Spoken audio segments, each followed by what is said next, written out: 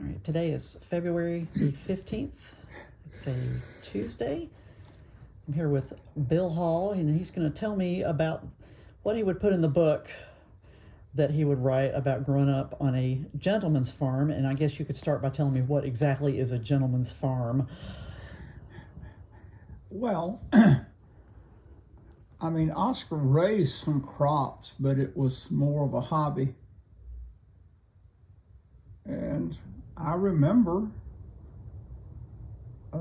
corn and having a corn, I can't remember what it was called, but it removed the ears. And then the silage was all the stuff that was left, and that was cattle feed. And it was a big deal. Somebody brought it in from somewhere around, and neighbors came, and everybody pitched in and worked it. And so would the folks that were pitching in and helping out, would they get corn to take home with them? Yeah, I'm sure. Something like that. And I remember the thing was belt driven off of a tractor. And of course, that was dangerous as all get out. I mean, you didn't want to get tangled up in that. But it was a pretty big deal for a 10-year-old boy. And so where was the cornfield on the property? Probably across the creek, I'm not sure. Up on the other side of it was kind of went up on a hill across the creek. Could have been on the barn side down there somewhere. Well, I know in some of those older photos, that go back to the 1940s, there's not that many trees there way back in the day. And you can see Gordon Road kind of going up the hill past Slick's house, and there's no trees at all. So are you saying maybe that whole area could have been corn? And I do remember that he grew hay over there one time because they cut it and had a baler and were baling the hay, and then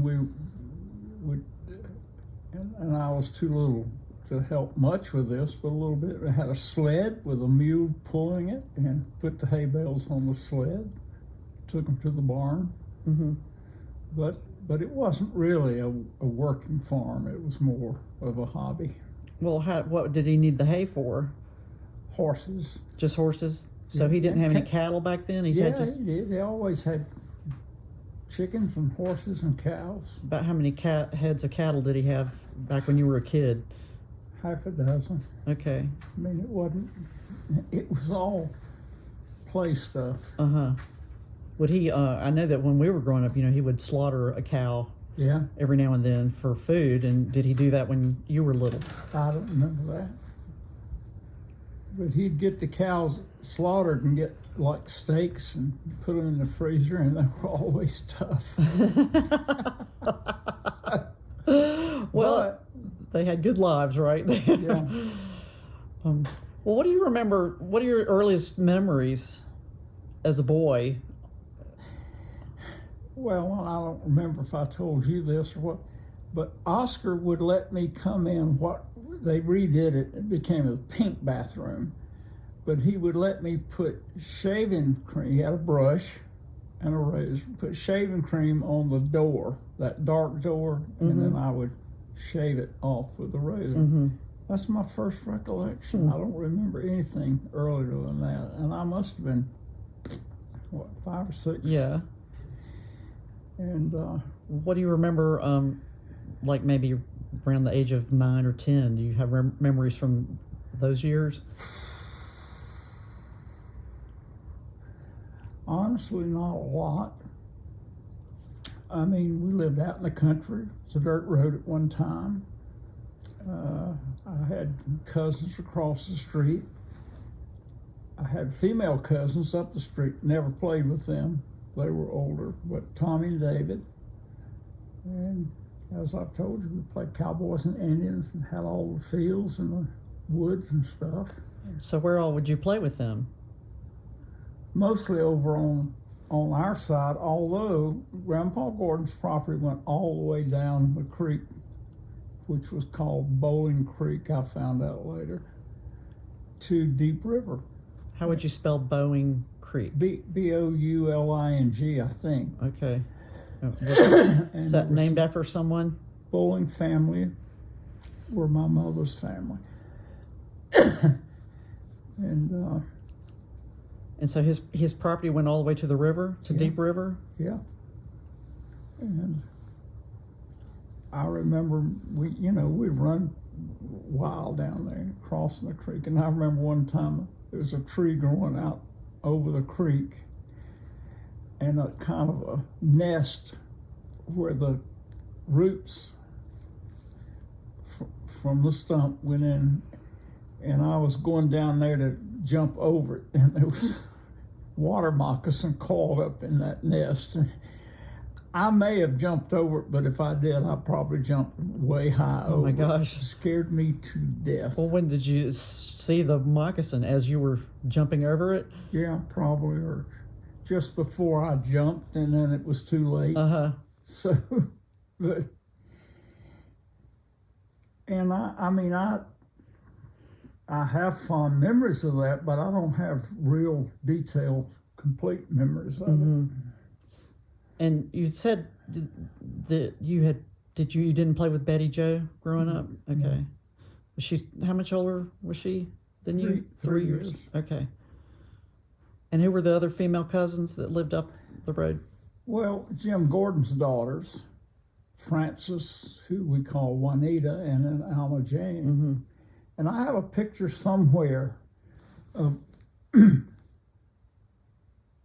Betty and Van Jr. and me and those two sisters.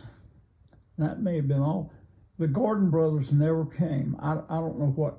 I've often wondered about that. I think their mama got mad at the Gordon family, but they never came to anything like that. Which Gordon brothers? Tommy and David. They never came to anything like what? Like we had this get together.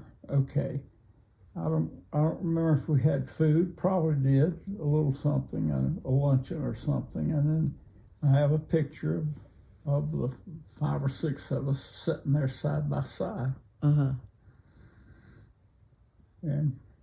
because they never came to. I've never met them, Tommy and David. I mean, I saw the pictures looking through photos, but they never came to the Christmas parties or anything like that. David worked for the telephone company. Tommy was only a year younger than me. And the last time I saw him was at a high school class reunion.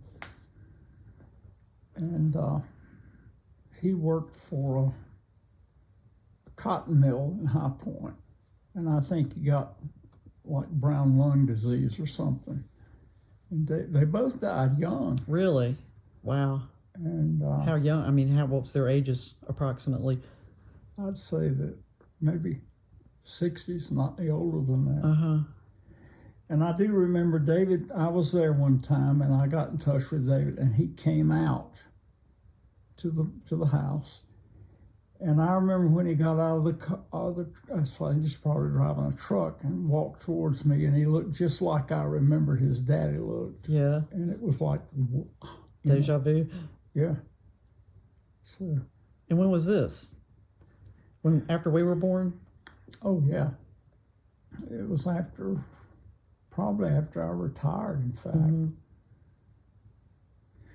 And Betty Jo kept me informed. I mean, when Tommy died, and she told me that she remembers coming out of the service that David had tears in his eyes. All right, so tell me again what you would put in a book if you were starting out. If you were starting out, all, what would I name it? You're asking me? And I've thought of 2 or 3 different things, but what I would do in the book is I would give some background on Paul and Nana's families. And then that I was born January 10th, 1939. And it wasn't the High Point Memorial Hospital, it was one down, I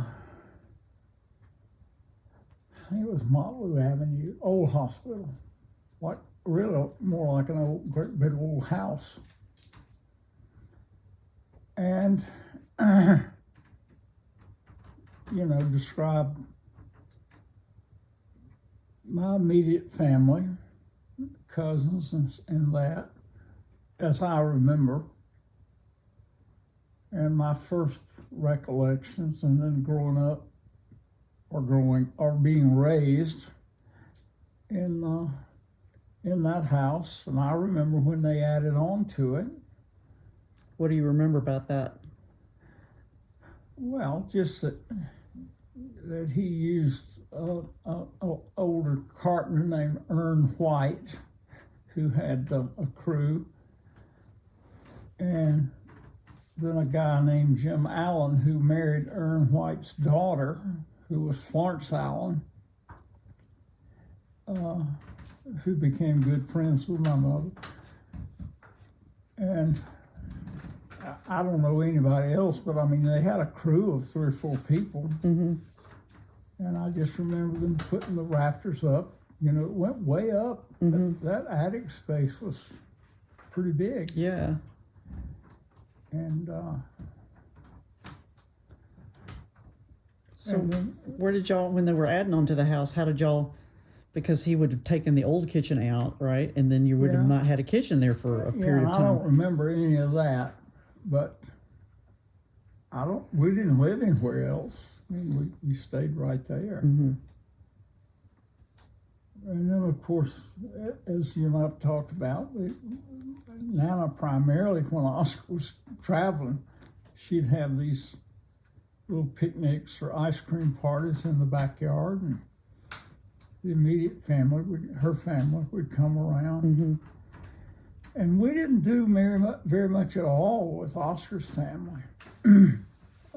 We'd go up to Dot Ruth's some, that farm they had up north of High Point, and Aunt Fanny would come over from time to time. And I think I mentioned that Oscar he had the 5 Points Food Market, and he sold it to Fanny's, one of her sons. I remember being there some. They had a meat counter in the back and feed store. Mm-hmm. Oscar would throw those 100-pound bags of feed up on his hip and carry them out, put them in trucks and what have you. So this was a good-sized store. It was. And it was up there at the 5 Points area? Yeah. Where that hospital is? Well, if you come out Deep River Road, the shopping center now is on the right, and the old Presbyterian home was on the left. Mm-hmm. And there used to be a building that kind of matched that on the right that they tore down and built the shopping center. And then his store was kind of directly across from that where the Deep River Road came into I guess we called it Greensboro Road. I don't know. And of course it went up just a short ways and split into Lexington Avenue and Motley Avenue. Uh-huh. And there was a Texaco station right in the fork that I worked there a little bit. How old were you when you worked there? 15. 15? Okay. And then right behind it was a drive-in. Can't remember the name, but it served beer. And I remember we were up there one, probably Christmas Eve, and a couple of us, like Johnny Mitchell and some, the local hoodlums, and got drunk. And I drove home, and I had to have the car door down Deep River. I had to have the car door open so I could see the white line to keep from running off the road. Because you were so drunk? Yeah. Oh my gosh. And I got home and went in and immediately went to bed. And probably feigned sickness or something, I don't know. But I didn't want my mother to see me like that. Mm-hmm. And how old do you think you were when that happened? 16. 16? Yeah. So you got started kind of young there, didn't you? Okay, we did. Some of the stuff we did back then was almost In fact, we never got arrested, but it would have been criminal, borderline criminal stuff. Yeah, well, tell me some of those stories. Well, I've told you about stringing up cars down Deep River Bridge. Right. And my mother and dad let me put loud mufflers on that 88 Oldsmobile. And so one of us would drive and a couple, three get in the trunk with the lid open about a foot so we could listen to the mufflers going up Deep River Road, and just... And now you all have to wear hearing aids. Yeah. Okay, so I remember Nana always talking about how you had imaginary friends when you were a little kid. Jasper Jenkins. That you had made some friends up, and she talked about it like it was something special. You were the kid with the shining. I did not have brothers and sisters. And even though I was close to Tommy and David, they weren't my brothers. Mm-hmm. And so I had to make up friends. So tell me about that. Well, I don't remember that much about it, but like Jasper Jenkins was this one. I don't remember any others besides that. Yeah, and I would talk with him, and we... And how many years did this go on? Oh, it wasn't that many, maybe 2. Yeah, and about what age were you when? Probably 7 or 8. 7 or 8. Well, so I remember there being quite a few Roy Rogers comic books, and Tons of them. so how young were you when you started following cowboys and... Well, the Broadhurst Theater in High Point on North Main Street had cowboy shows on Saturday morning. Cost 9 cents to get in. And they always had Roy Rogers, Dale Evans, Gene Autry, Smiley Burnett, the Durango Kid, and I don't remember any of the others, but that was a big deal to go in there and watch. And they were usually short, and you'd watch 2 or 3 of them. And would the theater be full? Yes, I remember pretty much all kids. And And where was the theater located? do you remember the Sheridan Hotel? Is this in downtown High Point? The big one headed out on North Main Street on the right, where I had dinner with Smiley Burnett that time. Yeah. It was kind of across from that. So it was in downtown High Point. And Nana would take you? Yeah. And would she watch the movies with you? Mm-mm. Where would she go? They'd drop me off. Oscar, I'm sure, took me some.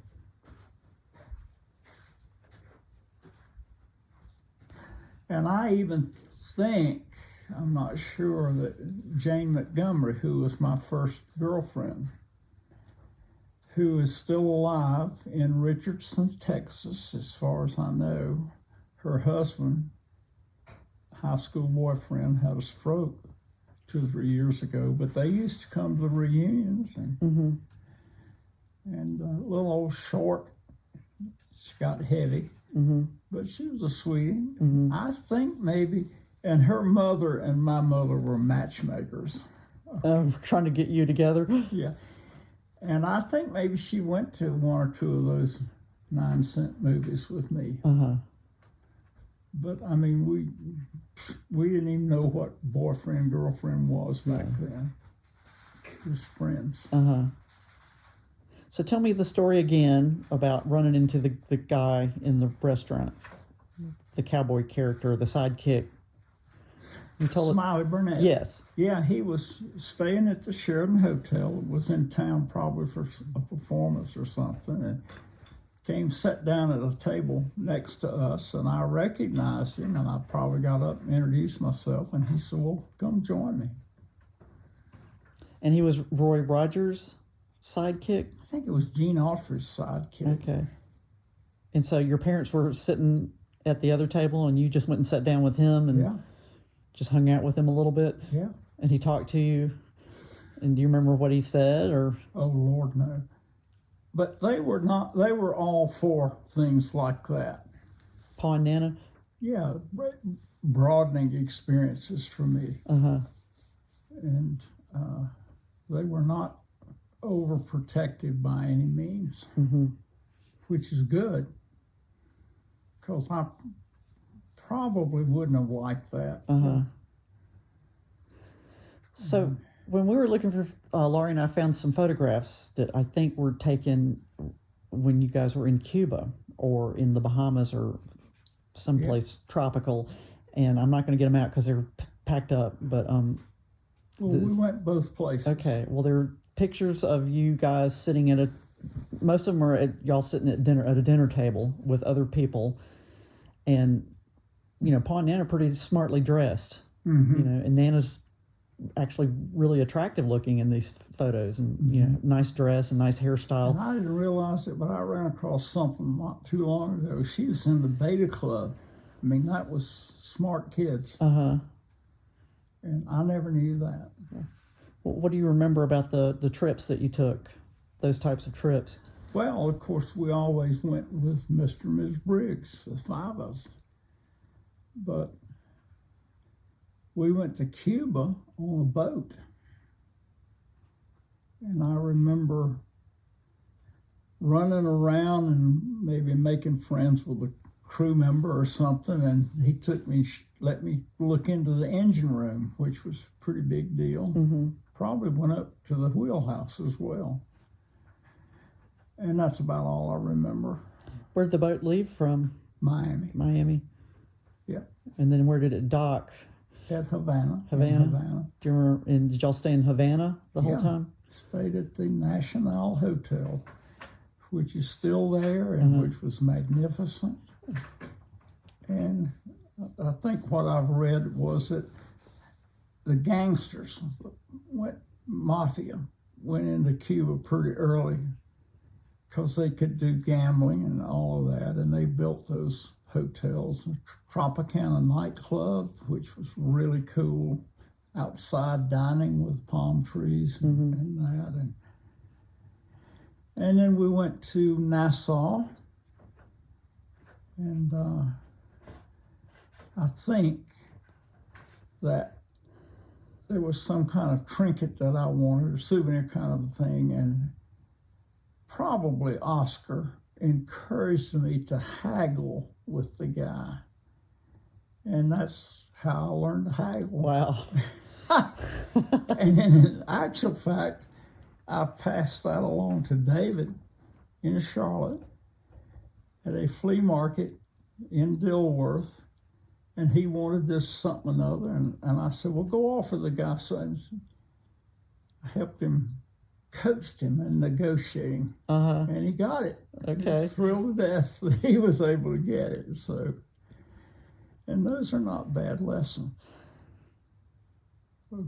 Yeah. Passing it down from generation to generation. Yeah.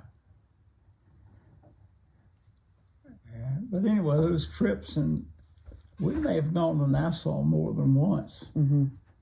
But, and it's still there, and not like it was, but the city or the town, and then you probably got on a boat, a small boat, went over to Paradise Island. And I remember the beach over there was just gorgeous. Nothing around, no, condos or anything like that. And swimming and snorkeling in the water. And this was always in December, but it was always warm. The reason it was in December because furniture factories closed down for at least a week over Christmas. And that's when we would go. And probably went to Florida, including those trips, maybe 4 or 5 times. So why did your family choose to go to Cuba and the Bahamas? Was that just what you did back in those days? I look back, and of course, who knows? Both of my parents were more worldly than the Gordons. But I think probably Mr. Briggs was one of the key instigators of all of that stuff. And we made a number of trips out here, Western North Carolina. Went to the, I can't remember, it's still going on over in Boone. What's that play, Marianne, that outdoor drama? Horn in the West. Horn in the West. And I think there was one over in Cherokee as well. I remember Mr. Briggs took me and Tommy Gordon on a couple of trips out there. Just Tommy, not David? Yeah, because Tommy was a year younger than me. David was about 3 years younger than Tommy. And which one was the blonde one? The older one, Tommy. And Mr. Briggs just liked to ramble around out there, look at hydroelectric plants and stuff, and I'm sure that's the reason that I became a mechanical engineer, because of him. Of course, Roy Jr. went to NC State, but he was in furniture, in the furniture school. So was that your earliest memories of being interested in engineering? Was with Mr. Briggs and going to the different plants? Yeah, I don't know that I was interested in it, but I was exposed to it. And good memories. Yeah. There's 2 or 3 lakes down there that I have visited in the last 15, 20 years that I can remember from way back.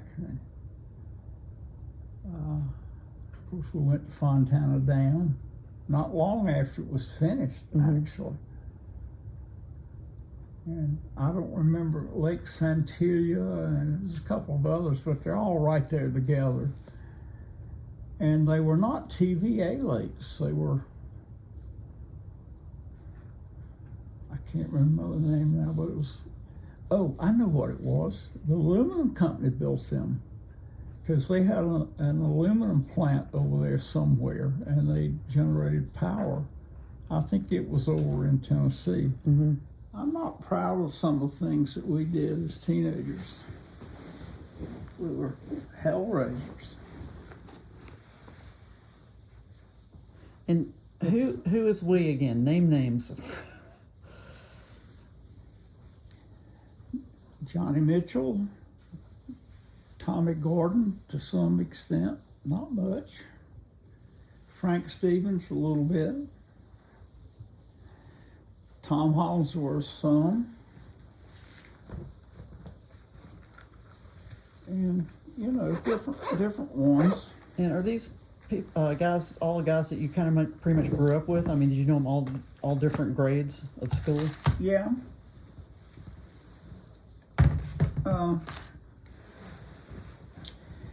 And again, the fact that nobody got hurt and nobody got arrested was pretty miraculous. Hollingsworth was quite a hellraiser. How Have so? you ever met him in person? No, I haven't. In fact, I didn't know what he looked like till just the other day. Yeah. So what all did y'all do in high school? Or before high school? Mostly, well, it was mostly high school. Mostly raised hell. Explain. You know, I was not a good student. In fact, one of the teachers in high school, I can't remember which one, Pat said to her one time, she was probably late 11th grade, said, well, Bill has been accepted at NC State. And his teacher said, well, that surprises me, but he'll never make it. And of course, I was on the dean's list first semester. And then we got married, and I went, I think, 3 more semesters, 2 or 3, and I was on the dean's list then. But in between, no. Why do you suppose it happened like that? I'm sorry. Why do you think it happened? It worked out Well, like after that. we got married, I buckled down. But before that, I was going to High Point every single weekend to see her. And just, was way more immature than I am now. But I'm still immature. So tell me some stories about what you did with your buddies in high school. I can't remember if I told you this or not, but down near Tom Hollinsworth's house, Holly, there was a cornfield. And must have been in the fall. We would pull up the corn stalks and put them in the road, which was Kivett Drive, and then string toilet paper between them that looked like fence rails. Mm-hmm. And people would come flying down through there, around the curve and see that, screech, because they thought it was a fence. Uh-huh. Keep from running into it. Well, that sounds like something that could get somebody killed. I mean, Well, yeah. What do you mean? Yeah. Were there ever any accidents because of that? I don't know of any. We would go into the city and we would have water balloons. You know what they are? Yes. And throw them in people's cars through the open windows. Were there people in the cars when you threw them in?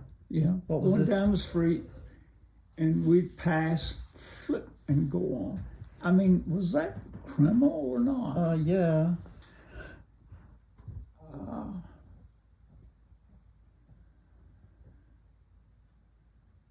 What else? I don't know. Throw firecrackers under cars. Under cars? Just Near their gas tanks? no. I don't think we ever thought about that, and they were not very strong firecrackers. I don't think it was anyone but Johnny Mitchell and me. And we had that little cabin down at High Rock, and we went down there, maybe more than once. And there was a bridge a good ways down the lake. And we would go down there, Holly, and tie cherry bombs to string and drop them down until they're about a foot off the water. Pull them up, light the cherry bomb, and drop it back down. And then when it went off, a foot off the water, you could hear it 2 miles up the lake. Wow. Because it was the sound reflection or reverberation. There was a bridge near our cabin, a truss bridge, and I remember climbing up in the trusses and maybe dropping firecrackers down on cars when they would come through. On cars? I don't remember ever throwing a firecracker in a car. But, stuff like that. Mm-hmm. So did Oscar have a boat at High Rock Lake? We did. And would you go skiing? I remember that you were really a good skier. You were the ski king? We went to Florida and went to Silver Springs, or Cypress Gardens, where they had and so I built a ski ramp out of plywood, made a square frame under it or a rectangle or whatever, and put 55-gallon drums to float it and the ramp. And then you'd have to go up and dip water and throw it up on the plywood. And then we'd come along with the water skis, go up the ramp, and over, down. Yeah. Skiing on one ski. One ski. Mary Ann and I had not been dating, I don't know, a year maybe. and went to Wellington. And George had a boat, her brother. And we went out on the Cape Fear River up a ways. And they had water skis. And they said, "You want to try it?" And I said, I don't know about this. But I did. Life vest. Put the skis on. And he started. I'm back there doing all this crazy stuff. Yeah. And then I come up, and next thing you know, I'm doing all this back and forth. So you did this 20-some years ago? When? Right. You did this way back when you and Marion were first together? 25, 6, 7 years ago. And I made like I didn't know how to ski. Oh, okay. And then here I am, the ski king from teenager. So you just picked it right back up again, even though it'd probably been decades since you've Kind of done like it. riding a bicycle. And of course that impressed them.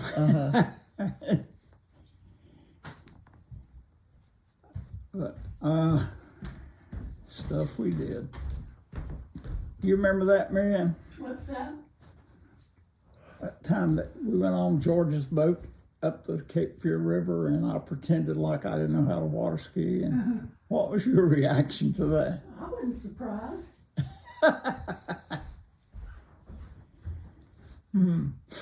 So what else do you remember about being on a farm as a kid, a gentleman's farm?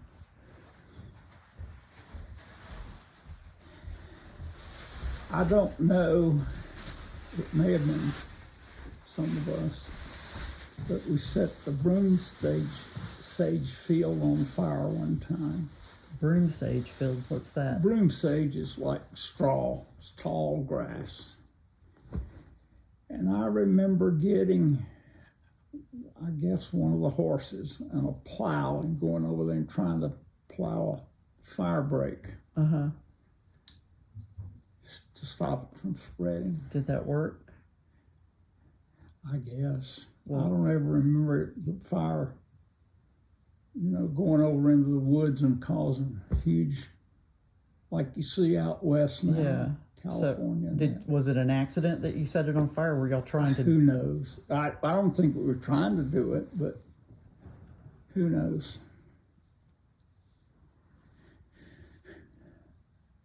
What do you remember about riding your horse, Sugar, other than the accident that you told me about the other day? I don't need to hear that again. Well, I mean, we rode a lot, and mostly bareback. Really? And it was great fun, I tell you. Cowboys and Indians. And was this the Gordon brothers again, or did some of your friends come and ride with you? Well, I think this kid, Bobby Joe Hayworth, that lived right across the hill, was more into the horses. Because I know we were up behind his place when Sugar broke her jaw. God, that was a terrible day. Whew. I would imagine you probably would have been crying or something, been pretty upset about it, right? Well, and I remember the morning that the vet came over, and I was on the front porch crying and just worrying and carrying on, and then they came in and said, well, we got the pins in and got her sewed up, and things looked pretty good. Okay. And you thought, oh, God, thank God she's going to be okay, right? Yeah.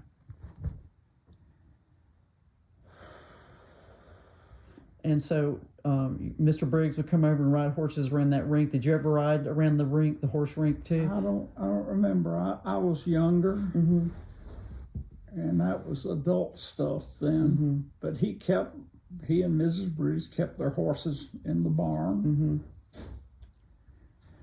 And that was a great barn, I'll tell you. What did they keep up in the top half of the barn? Hay. Hay. Yeah. Was it really full of hay? A lot of hay.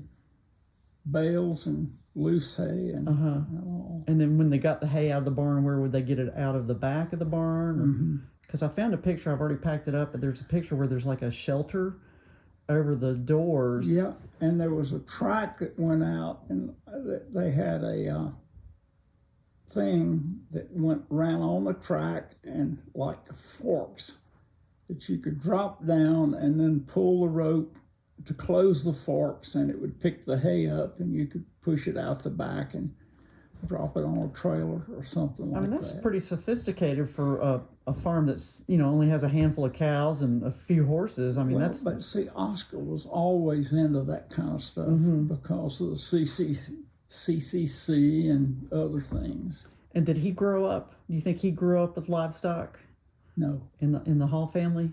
Okay. And I've got a picture of that house. Well, I have a picture of the house in town. The Hall which was house. near the hospital. Uh-huh. And then they moved out north of town on old Winston-Salem Highway. And he probably built that house. It's a really nice house. You think it's still there? Yeah, it is. Love to show it to you sometime. Well, any other memories that you'd like to... I mean, I'm sure you'll think of more stuff later, and we can do this again, but I'm just... Yeah, I mean, lots of memories. Yeah, But as a kid... I can't, after a while you kind of get tired and run out of them. I understand. What about the creek? Did y'all spend a lot of time playing down at the creek? Oh, yeah. Because that was a big feature for us out there. Tadpoles. Yeah. Did you ever go fishing? Not down there but in the river, you bet. Did you have a secret Big spot? Rock, Big Rock. And where was that? down behind Uncle Dave's house. And Was it literally a big rock that yeah, was... Okay. I don't think we ever got to see that growing probably up. didn't it? Sadie Nelson. Yeah, no, I guess it was Rice, Rennie. my mammy, whatever her name was. You had a mammy? Rice and Rennie. Rennie? And When you say we used mammy, to what do you go down mean? there. Just like when you say mammy, what does that word mean to you? Your mammy. She's like your... Well, when you're a kid and you got this white woman that is like a parent to you. taking care of you while Nana was being... You remember watching Andy Griffith and seeing he and Opie holding hands with fishing rods. Yep. That was us. You and your mammy? Yeah. She would go fishing with you? Oh, she took me fishing. That's awesome. And What kind of fish would you catch? probably catfish. Catfish, and then she'd cook them up? Oh, yeah. I bet it was probably the best catfish you ever had in your life. And believe it or not, I still like catfish. A lot of people won't eat catfish. I like catfish. It's got to be, done right, but yeah.